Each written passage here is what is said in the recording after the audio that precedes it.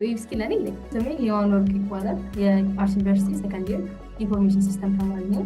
ዌብ ስኪል የተዋወቅኩበት ሪኮሜንዴሽን ነው እና ጆይን ያደረጉት በዛ መንገድ ነው። What did you gain from Wabi Skills? ኤክስፔክት ካደረጉት በላይ ስፔሻሊ ከአንተ ጋር የነበረ ኢንተራክሽን በጣም ኤክስፔክት ካደረጉት በላይ ነው። ማለት ታስተምርበት ሌቭል HTML ስንጀምር CSSን ጃቫ እያለን ከዛ ወደ ባክ ስንሄድ በጣም ብዙ ነገሮችን ነበር። በጣም ነበር ሰፖርት ስታደርገን ነበር። ዌብ ስኪልን አላውቅም፣ ቃላት የለኝም ለማመስገን ማለት ነው።